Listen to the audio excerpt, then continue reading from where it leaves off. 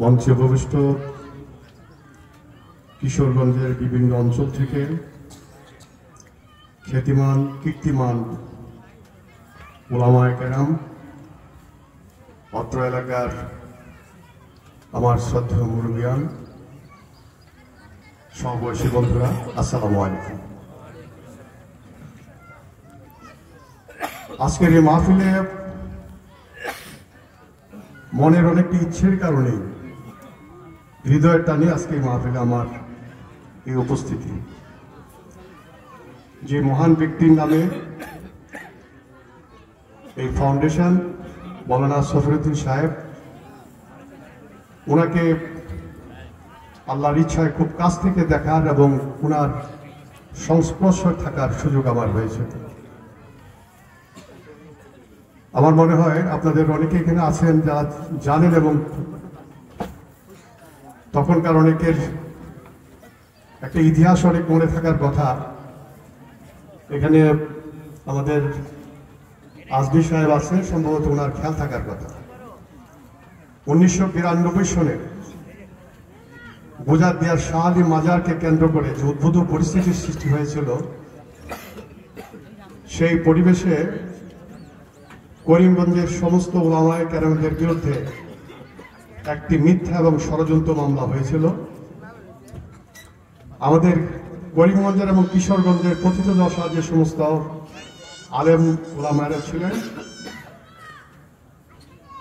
আমাদের হাক্কানি আলেম ওলামাদের পাশে থেকে এই ষড়যন্ত্র মোকাবেলা করার যথেষ্ট চেষ্টা এবং তখনকার সময় সার্বিকভাবে সকলে সহযোগিতা করেছিলেন। সম্ভবত তখন একমাত্র যুবক আমি, অনেক ব্যক্তি এবং রাজনৈতিক নেতাদের আশ্রয় চাওয়ার পরেও সম্ভবত প্রত্যাখ্যান হয়েছিল। আমি একমাত্র দাঁড়িয়েছিলাম করিমগঞ্জে যে সমস্ত আলেম ওলামাদের পক্ষে আমি থাকবো। আমার মনে হয় ঘটনাটা তো অনেকের জানার কথা। যাই হোক, আজকে আমরা একটা দীর্ঘ পথ পরিক্রমার পর খুব শান্তিপূর্ণভাবে ইসলামের কথা, দিনের কথা বলার সুযোগ পাচ্ছি। এটাকে আগে ছিল কিছুদিন আগে? সেই পরিবেশটা ইনশাআল্লাহ আল্লাহ তাআলার মেহেরবানিতে সকলের সার্বিক সহযোগিতা আমরা করতে পেরেছি।